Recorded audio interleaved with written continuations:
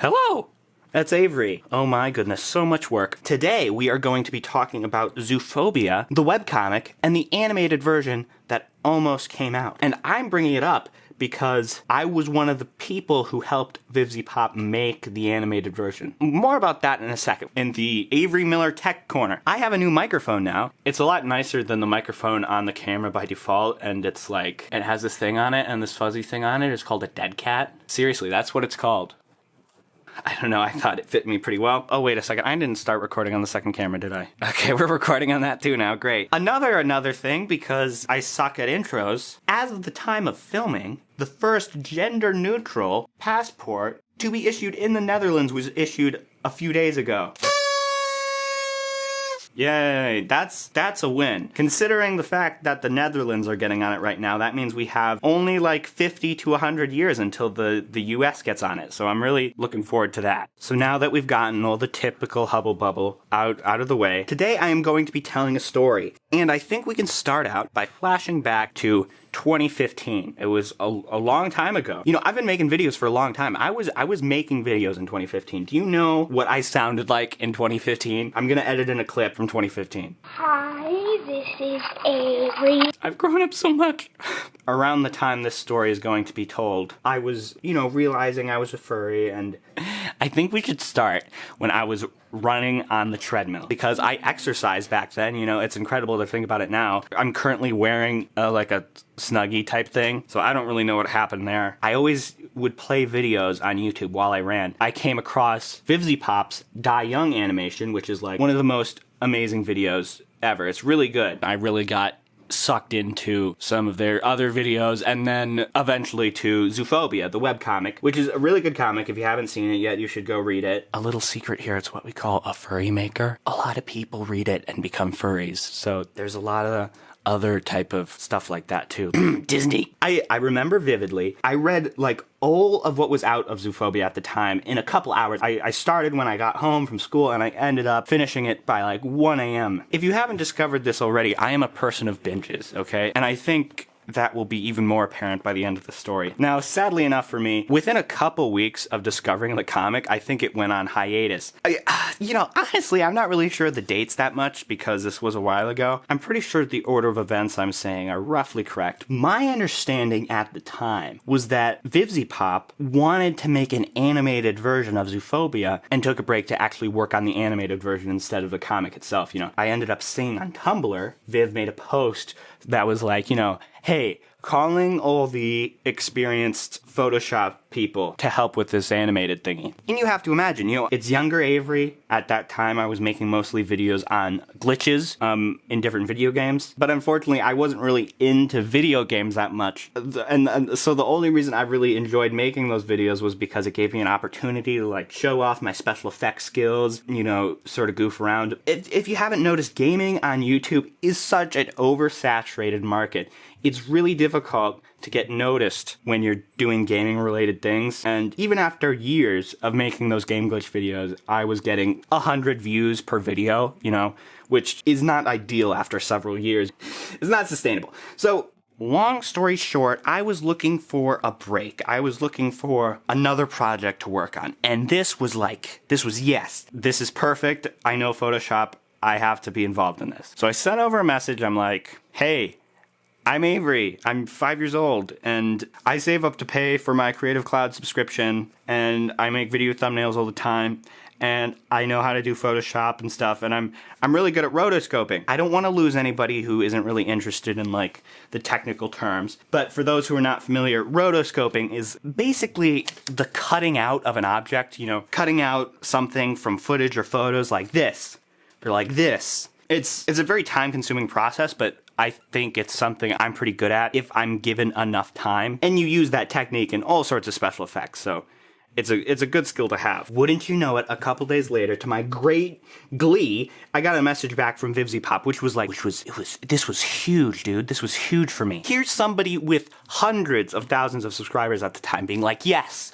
your skills are good enough to help me. And I was very excited. Like, the idea of what I was going to be doing was the final animated adaptation was going to have, you know, you have somebody moving around in the foreground, they're separated from the background. And the problem was that earlier pages of Zoophobia were all done in one layer. They were like merged down. So that means if you wanted to move Cameron around, you would end up moving the whole picture, and that's not good. So it was me and a couple other people's job to cut everything out, put stuff on their own layer. And here's the tricky part, okay? If I cut my hand out like this and I want to move it around, there's just a gap. There's nothing there behind it. And that's problematic. We can't have that. So you have to fill in the background somehow. Typically, that's a long and very painful process of just reconstructing it, like painting it in. Viv sent over like a page, try this, see how it goes, and then we'll go from there, you know, that type deal. I was so excited. I was like obsessed. I came home from school and I was like, I will finish this task. My voice was lower back then somehow. I don't understand how that is. And and wouldn't you know it, when I finally uploaded it, Viv wrote back, gave me more pages, and I remember really vividly, they said something along the lines of like, I am impressed with your Photoshop skill. I don't think you understand this, okay?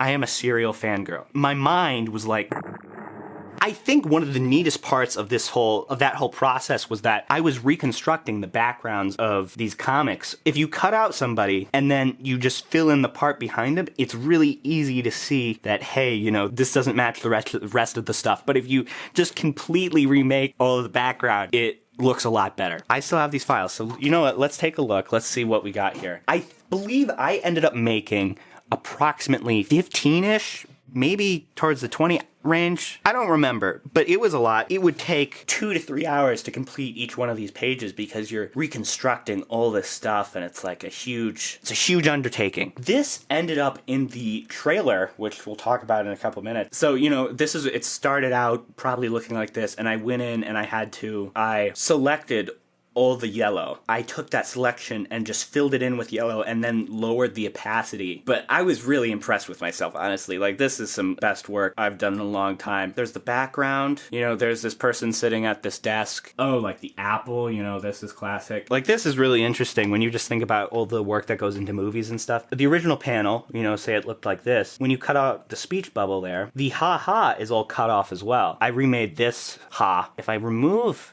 the hand. Yeah, see, like, I even put a ha behind the hand. Like, that's just attention to detail that I'm very proud of my past self for being able to pull that off. How are you supposed to rotoscope all that out? So I really didn't. I just layered the speech bubble above it, and that was really about it. There was another one that I was pretty proud of. These files were so large. Okay, yeah, this is a good one. This is a really good scene where you have the Camerons being introduced. I remember this part really vividly. This last panel here. This was really difficult because when you remove both these characters here, you know, you're just left with most of it being blank. So I had a great amount of difficulty trying to figure out, you know, these are lights, or are they like some sort of organic matter? You know, this is the stuff you have to think about in this type of scenario. You don't really have any idea, like, what was Vivziepop imagining the background over here would look like. There was a lot of artistic liberties that were taken, and I really enjoyed that a lot. I was putting a mark on the world of Zoophobia, which is, like, incredible to me. This was such a long time ago, I don't remember most of the stuff I was thinking at the time. How do you decide what the door looks like? It's a very Dr. Seussian type door, so you can see, you zoom in really close, I just copied the light from over here over there. Overall, I was really proud of myself with that whole thing. It was such a cool experience for me. I spent a lot of time and effort, you know, putting panels together, and most of them never saw the light of day. And we'll get onto that in a second. It's not that dramatic as much as I'm making it out to be. This is the trailer for the audiovisual adaptation. I remember when this came out because this is like, wow, this is really happening. If we scroll through here, I'm not going to show it in its entirety. You can go and look it up and watch it if you want. It's pretty cool. You can see the part that I showed you earlier, right here. See this? I cut out that ha ha ha.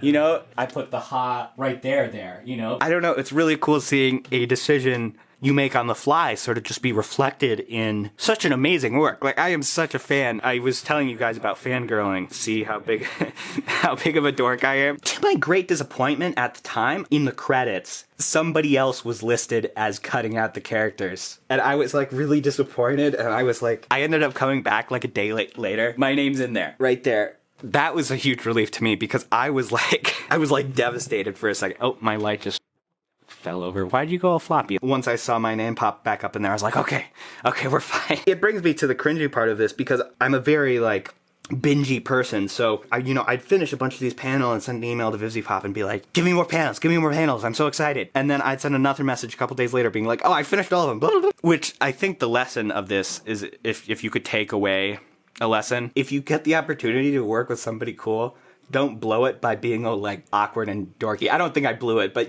my point was I sent a lot of emails just being like, more panels. I was just so excited.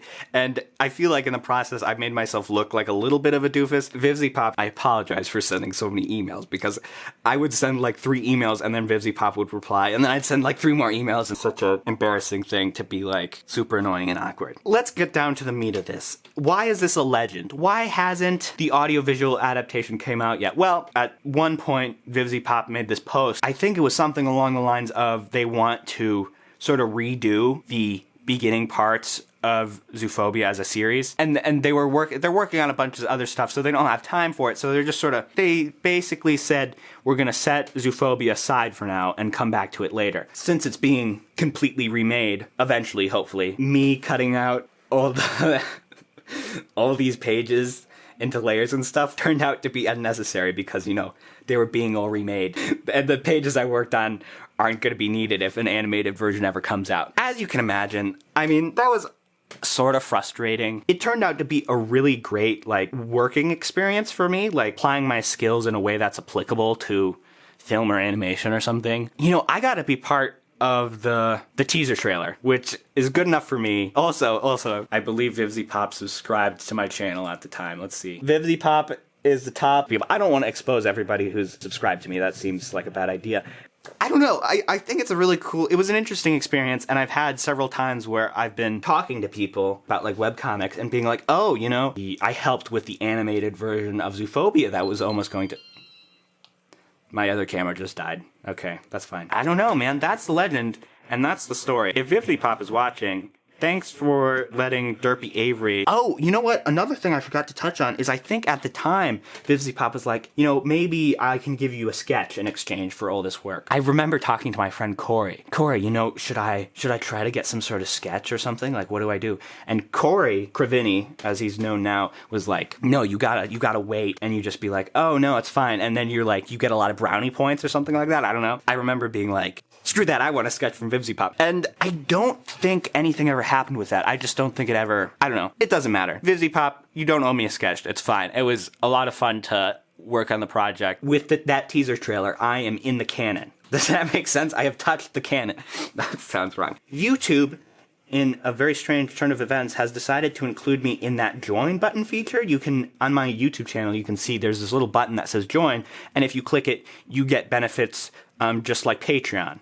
Only it's through YouTube. So if you want to do that, you can. It also gives you like perks and live streams where you get custom emojis and stuff. I'm still working on those emojis, so if you have any good Avery Miller meme emoji ideas, let me know. Shout out to the people who are supporting my channel through the join button. That would be currently Underfire17 and Mudzzzy. Mudzzzy, you goofball. You don't have to support my channel. But thank you guys, both you guys. I really appreciate that.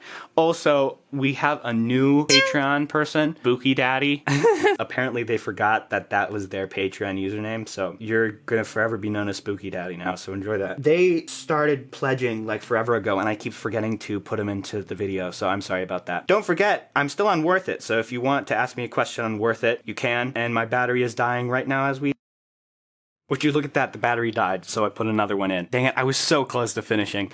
I'm not sure if you guys remember or not, but I am still on that Worth It website, so if you want to go over there or use their Chrome extension to support my videos, I'd really appreciate that. Or watch some of my other videos. For instance, I recently made a video involving furry ASMR, right up close to the microphone, furry ASMR. So if you want to see that, you can go find that. And I think that's all I want to say. Bye-bye.